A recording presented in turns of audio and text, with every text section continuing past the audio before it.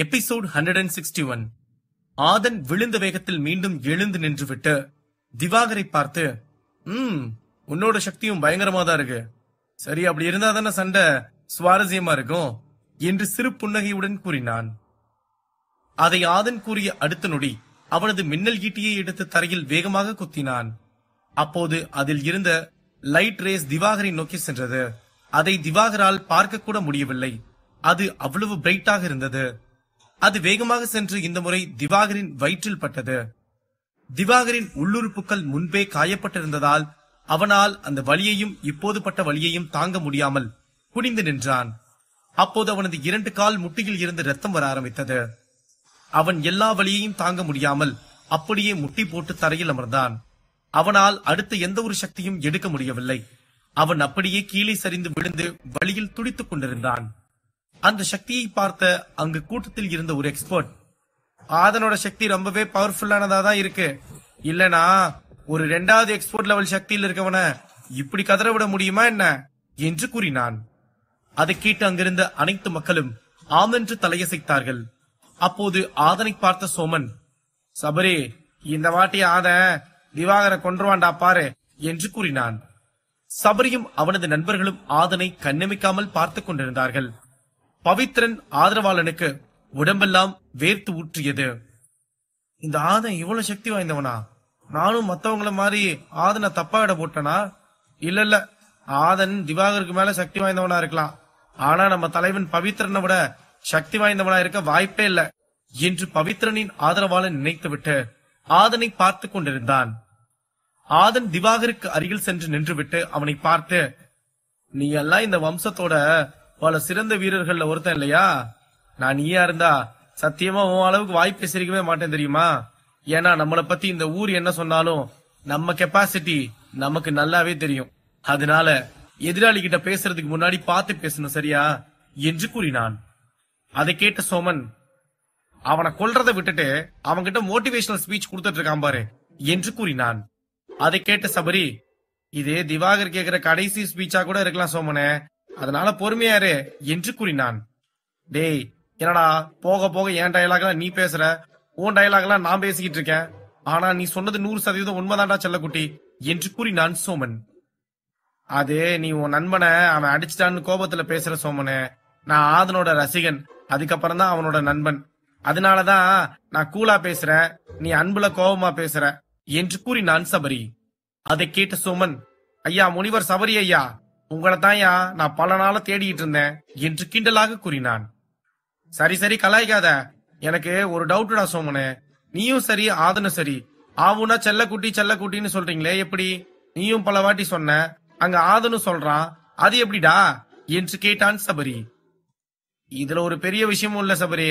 நான் ஆதனை பார்த்து செல்லமா சொல்லுவேன், அவனு என்ன பார்த்து செல்லமா சொல்லுவான், அவ்வளவுதான். மத்தபடி இதுல எந்த ஒரு சூச்சமும் இல்லடா குண்டு பையா என்று கூறினான் சோமன். அதை கேட்டு சபரியும் அங்கிருந்த மக்களும் சிரித்தார்கள். அவர்கள் அப்படியே திரும்பி ஆதனை பார்த்தார்கள். ஆதன் தனது மின்னல் ஈட்டியை கையில் எடுத்துக்கொண்டு திவாகரை நோக்கி முன்னேறினான். திவாகர் அப்படியே தரையில் நகர்ந்து கொண்டே பின்னால் சென்றான். அப்போது அந்த பக்கம் இருந்த பெரிய மேடையில் இருந்து ஒரு குரல் வந்தது. நீ ஜெயிச்சுட்ட ஆதன், நீ திவாகரை கொல்லாம விட்டுரு என்று கூறினான் லோகேஷ். அதை கேட்டதும் ஆதன் தலையை உயர்த்தி லோகேஷை பார்த்து, ஓ, நான் ஜெயிச்சிட்டனா? இவனை உயிரோட விட்டுறணுமா என்று கேட்டு சத்தமிட்டு சிரித்துவிட்டு, லோகேஷ் ஐயா, இந்த போட்டியோட விதிமுறைகளை எனக்கு சொன்ன நீங்களே விதிமுறைக்கு மாறா பேசலாமா? இந்த போட்டி பேர் என்ன என்று கேட்டுவிட்டு திவாகரை பார்த்து, நீ சொல்றா, இந்த போட்டி பேர் என்ன என்று கேட்டான். ஆதன் கோபமாக கேட்பதை கேட்ட திவாகருக்கு பயத்தில் பதிலே வரவில்லை. அவன் பயந்து கொண்டு அப்படியே நகர்ந்து நகர்ந்து அந்த பெரிய மேடைக்கு அருகில் சென்று விட்டான். ஆதன் தலையை உயர்த்தி லோகேஷை பார்த்து, சொல்லுங்க லோகேஷ் ஐயா, இந்த போட்டி பேர் என்ன? இந்த போட்டியோட விதிமுறை அப்புறம் எனக்கான சவால் எல்லாம் யோசிச்சு பார்த்துட்டு இந்த கேள்வி கேளுங்க என்று கூறிவிட்டு அவன் திவாகரின் தலையை பிடித்து தூக்கினான்.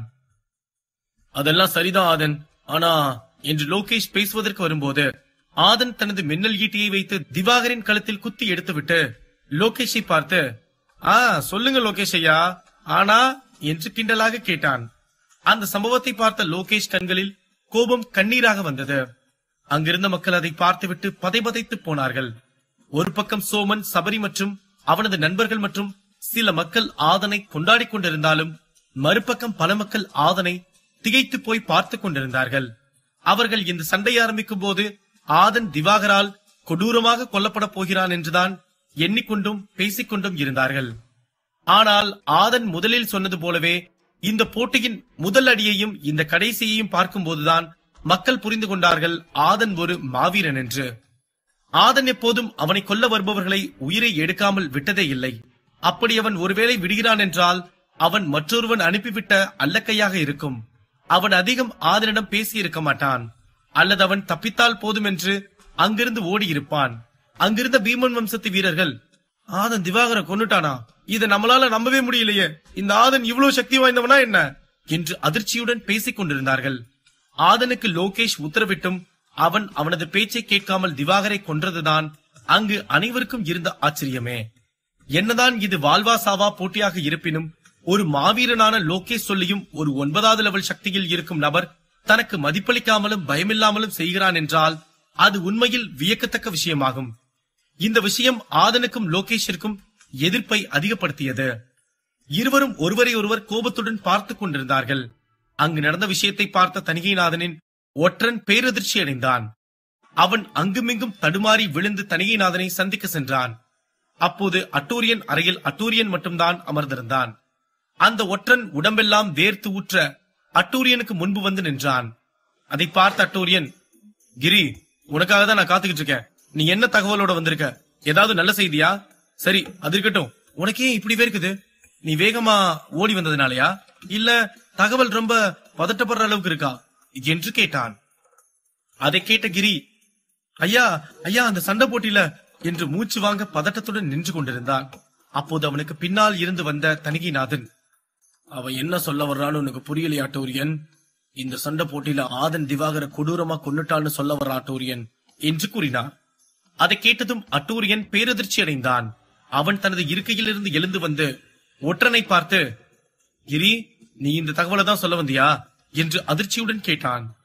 அதை கேட்ட அந்த ஒற்றன் ஆமென்றவாறு தலையசைத்து விட்டு அங்கு நடந்த விஷயத்தை இருவரிடமும் தெளிவாக எடுத்துரைத்தான். அதை கேட்டு தணிகைநாதன் எந்த ஒரு ஆச்சரியமும் அதிர்ச்சியும் அடையவில்லை. ஆனால் அட்டூரியன் பேரதிர்ச்சி அடைந்தான். அப்போது தணிகைநாதன் ஒற்றனை பார்த்து செல்லுமாறு கையசைத்து விட்டு அங்கிருந்த அவரது இருக்கையில் சென்று அமர்ந்தான். தணிகைநாதன் சிறிதளவும் பதட்டமில்லாமல் இருப்பதை பார்த்த அட்டூரியன், ஐயா, அவன் சொன்னது உங்களுக்கு அதிர்ச்சியா இல்லையா ஐயா என்று கேட்டான். இந்த விஷயத்த நான் உன்கிட்ட கொஞ்ச நேரத்துக்கு முன்னாடியே சொன்னேன்ல அட்டூரியன். எனக்கு இப்படிதான் நடக்கும்னு முன்னாடியே தெரியும். இருந்தாலும் ஆதன் இவ்வளவு கொடூரமா திவாகர கொள்ளுவான்னு எனக்கு தெரியாது என்று கூறினார் தணிகைநாதன். சரிங்க ஐயா, இப்ப நம்ம அடுத்து என்ன பண்ணலாம்னு சொல்லுங்க என்று பதட்டத்துடன் கேட்டான் அட்டூரியன். இங்க வா அட்டூரியன், பொறுமையா உட்காரு. நான் மாதவனுக்கு சொன்னதுதான் உனக்கும் சொல்றேன். நம்ம பொறுமையா இருந்தாதான் அடுத்து என்ன பண்ணலான்னு யோசிக்க முடியும். இப்படி பதட்டப்பட்டா எந்த ஒரு பிரயோஜனமும் இல்ல. அத முதல்ல நீ புரிஞ்சுக்கோ. அந்த பீமன் வம்சத்து ஆள் தானே இறந்து போயிருக்கான். இன்னும் சந்திரா அகாடமி வீரர்கள் இருக்காங்க. நம்ம துருப்புச்சீட்டான மாதவன் இருக்கான். அப்புறம் எதுக்கு நம்ம கவலைப்படணும்னு பதட்டப்படாம சொல்லு என்று கூறினார் தணிகைநாதன். நீங்க சொல்றது சரிதான்யா. இருந்தாலும் இவன் கொன்னுட்டே வர்றத பார்த்தா இவன் அந்த சவாலை ஜெயிச்சிருவான் போல இருக்கையா என்று கூறினான் அட்டூரியன்.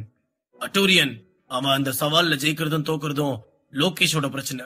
நமக்கு ஆதன் சாகணும். அதுக்கு நம்ம ஆளும் தயார் பண்ணி அனுப்பியாச்சு. அப்புறம் எதுக்கு நீ கவலைப்பட்டு இருக்க? போய் ஓய்வெடு.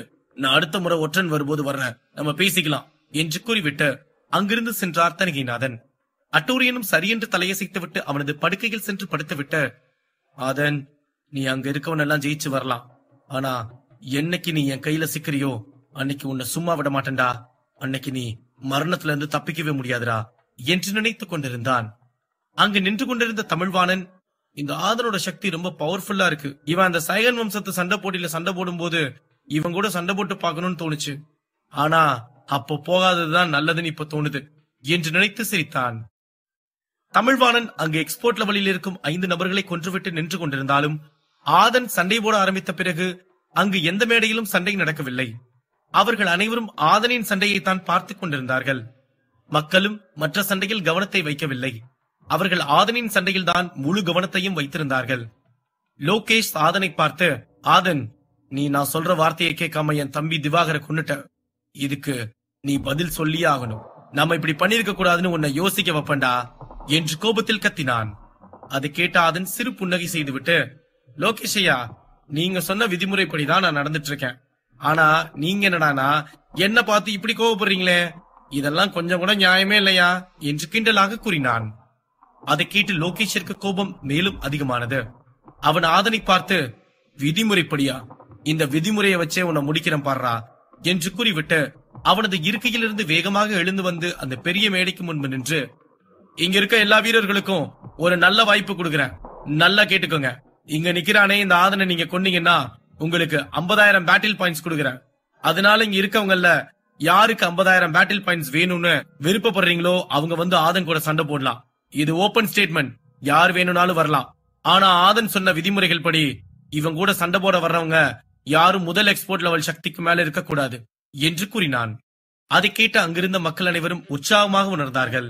ஏனென்றால் ஆதன் என்ற ஒரு நபரை கொல்ல லோகேஷ் 50,000 பேட்டில் பாயிண்ட்ஸ் கொடுக்கிறான் என்பது அங்கிருக்கும் அனைத்து வீரர்களுக்கும் அது மிகப்பெரிய பரிசாக இருக்கும் என்று எண்ணினார்கள். லோகேஷின் அறிவிப்பு அங்கிருந்த அனைத்து மாவீரர்களுக்கும் ஆசையை தூண்டும் விதமாக அமைந்தது. லோகேஷ் நினைத்தவாறே அவன் அந்த அறிவிப்பு சொல்லி முடித்த அடுத்த நிமிடம் அங்கிருந்த அனைத்து மாவீரர்களின் ஒரே இலக்கு ஆதனாக மாறியது. அவர்கள் அனைவரும் ஆதனை கோபத்துடன் பார்த்துக் கொண்டிருந்தார்கள். அப்போது சுதர்சன் திரும்பி ஆதனை கோபமாக பார்த்தான். ஏனென்றால் அவன் இப்போது 30,000 பேட்டில் பாயிண்ட்ஸ் வாங்கியிருந்தான். இப்போது இவன் ஆதனை கொன்றால் அவனது பேட்டில் பாயிண்ட்ஸ் 80,000 மாறும்.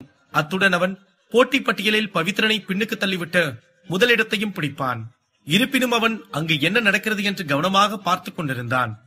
லோகேஷின் அறிவிப்பை கேட்ட ஆதன் சிறு புன்னகை செய்துவிட்டு, என்ன லோகேஷ், உன் பீமன் வம்சத்து ஆளுங்க மேல உனக்கே நம்பிக்கை குறைஞ்சிருச்சு போல, அதனாலதான் நீ இங்க இருக்க எல்லா மாவீரர்களுக்கும் பாயிண்ட்ஸ் கொடுத்த ஆசையை தூண்டி விடுற என்று கூறிவிட்டு அங்கிருந்த அனைவரையும் பார்த்து, பண்ணு பண்ணு, நான் சொல்றதையும் எல்லாரும் கேட்டுக்கோங்க.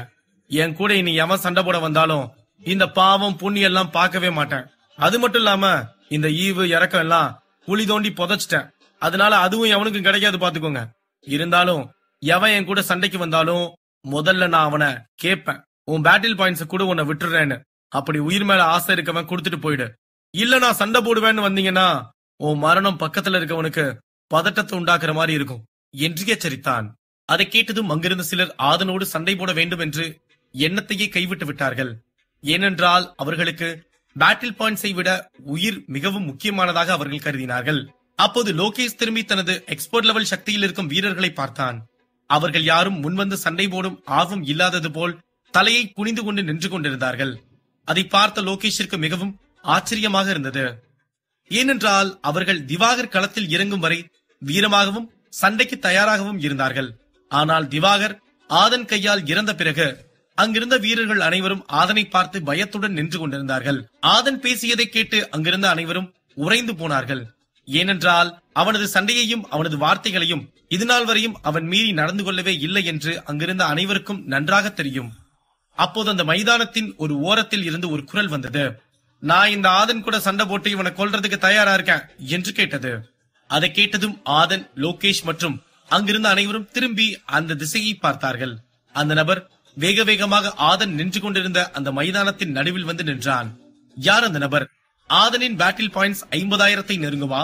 அடுத்தடுத்து கதைக்களத்தில் காத்திருக்கும் அதிரடியான நிகழ்வுகள் என்ன? இதை பற்றி மேலும் தெரிந்து கொள்ள பாக்கெட் எஃப்எம் உடன் இணைந்திருங்கள். எபிசோட் 162. ஆதன் பீமன் வம்சத்தை சேர்ந்த மாவீரனான திவாகரை கொன்றுவிட்டு கம்பீரமாக மைதானத்தில் நின்று கொண்டிருந்தான். அப்போது ஆதனுடன் சண்டை போட ஒரு நபர் வந்து மைதானத்தின் நடுவில் நின்றான். அதை பார்த்த அந்த மைதானத்தில் இருந்த பார்வையாளர்களாக அமர்ந்திருந்த அனைத்து மக்களும் திகைத்து போனார்கள்.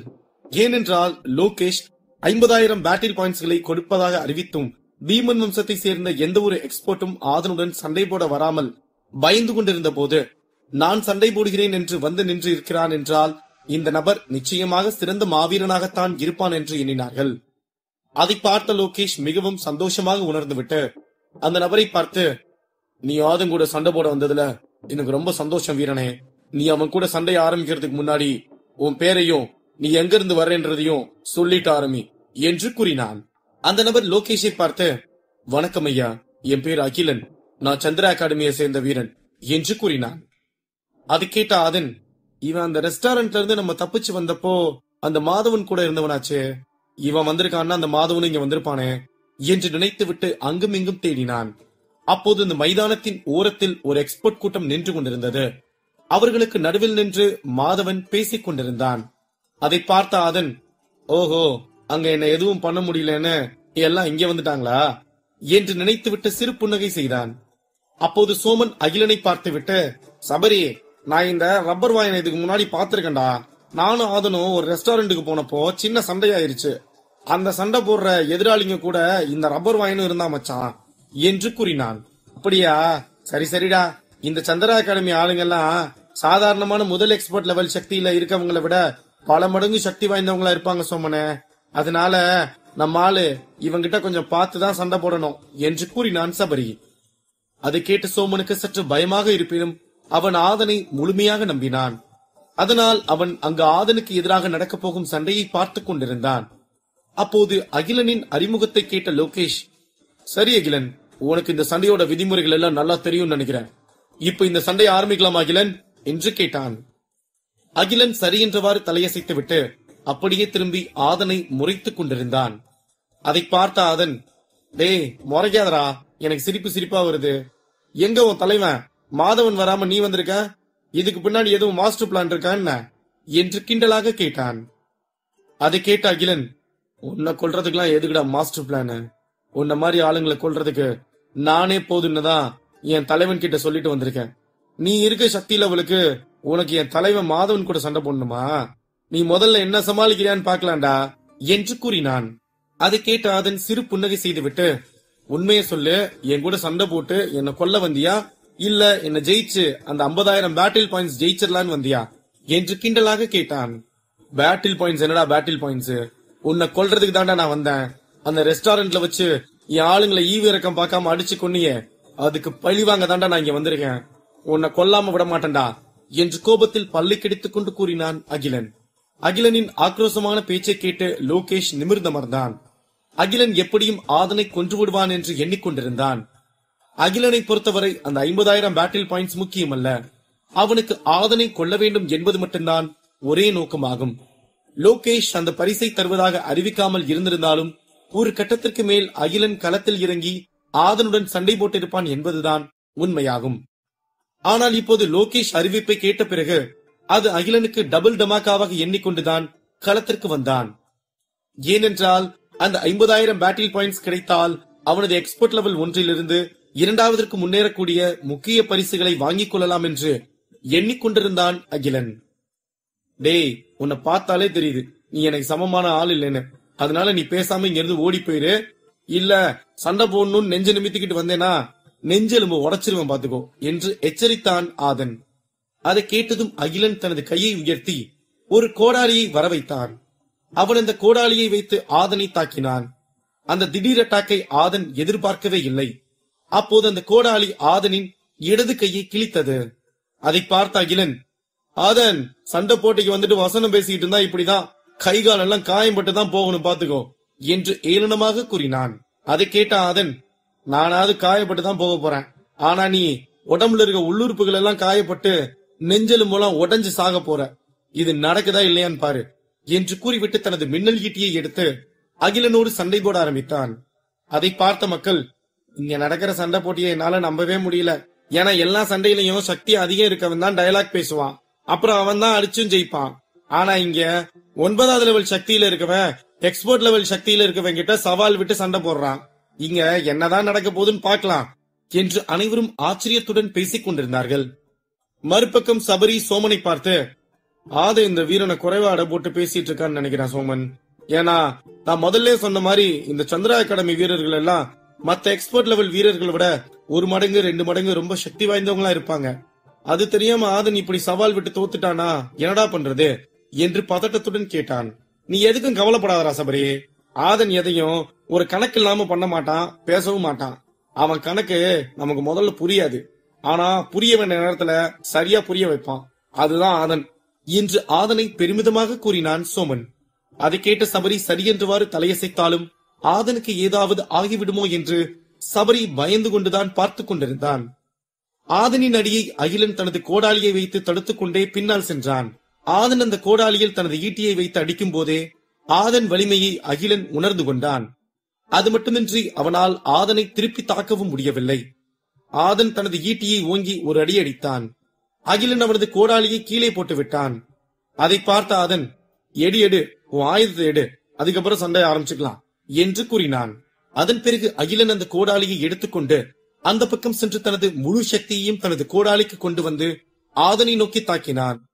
அந்த சக்தி வெள்ளை நிறமாகவும் சிவப்பு நிறமாகவும் இருந்தது. அது ஆதனை தாக்க வேக வேகமாக வந்தது. அதை பார்த்த ஆதன் தனது மின்னல் ஈட்டியை வேகமாக தரையில் குத்தினான். அப்போது அந்த மின்னல் ஈட்டியில் இருந்து வந்த லைட் சக்தி அகிலனின் அந்த சக்தியை சுக்குநூறாக உடைத்தெறிந்தது.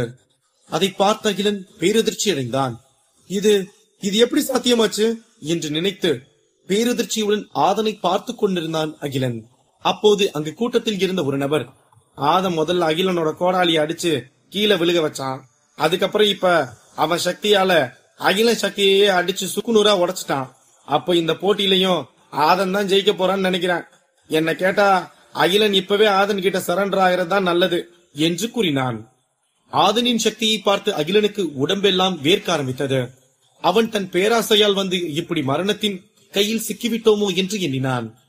அங்கிருந்த கூட்டத்திற்கு ஆச்சரியம் என்னவென்றால், ஆதன் 9வது லெவல் சக்தியில் இருக்கும் ஒரு நபர், அகிலன் முதல் எக்ஸ்போர்ட் லெவல் சக்தியில் இருப்பவன். அப்படி இருக்கும்போது அகிலன் ஆதனின் சக்தியில் கதிகலங்கி நிற்கிறான் என்பதைத்தான் அங்கிருந்த மக்களால் கூட நம்பவே முடியவில்லை. அகிலன் தனது உடம்பில் இருந்து ஒரு ஆற்றல் சக்தியை எடுத்து ஆதனை தாக்கினான். அந்த சக்தி ஆதனை நோக்கி வந்தது. அதை பார்த்த ஆதன் தனது புயல் காற்று ஈட்டியை 2 கையிலும் எடுத்து நின்றுவிட்டு பட்டாம்பூச்சி படிக்கட்டுகள் சக்தியை பயன்படுத்தி காற்றில் மேலே பறந்து அந்த தாக்குதலில் இருந்து தப்பித்தான். அதன் பிறகு அந்த 2 புயல் காற்று ஈட்டியையும் அகிலனை நோக்கி எறிந்தான். அந்த 2 ஈட்டியும் சென்று அகிலனின் 2 கையிலும் பட்டதும் 2 கையும் துண்டாக விழுந்தது. அதை பார்த்த அங்கிருந்த மாதவனும் லோகேஷும் பேரதிர்ச்சி அடைந்தார்கள். அகிலன் அந்த வழியில் தரையில் விழுந்து துடித்துக் கொண்டிருந்தான். அந்த வழியில் அவனால் அங்கிருந்து தப்பித்து செல்லவும் வழியில்லை. அவன் 2 கையில் இருந்தும் ரத்தம் நிற்காமல் வந்து கொண்டே இருந்தது. அதை பார்த்த மக்களே பதைபதைத்து போனார்கள். அந்த மைதானமே மயான அமைதியாக மாறியது. அங்கு அகிலனின் அலறல் சத்தம் மட்டும்தான் கேட்டுக்கொண்டிருந்தது. ஆதன் அந்த பட்டாம்பூச்சி படிக்கட்டுகள் சக்தியை பயன்படுத்தி வேகமாக சென்று அகிலனுக்கு அருகில் மின்னல் ஈட்டியுடன் நின்றான். அவனை பார்த்த அகிலன், நீ எப்படி இவ்வளவு வேகமா வந்த? சரி சரி, நான் தோத்துட்டேன், என்ன கொல்லாத என்று கெஞ்சினான். அதை கேட்ட ஆதன் சிறு புன்னகை செய்துவிட்டு, என்னடா நீதான் உன் சந்திரா அகாடமி வீரர்களை நான் கொன்னதுக்கு பழி வாங்க வந்திருக்கேன்ல வீரவசனம் பேசின, இப்ப என்னடா கெஞ்சிக்கிட்டு இருக்க? அதுக்கெல்லாம் இடமே இல்ல தம்பி. இது வாழ்வா சாவா சண்டை.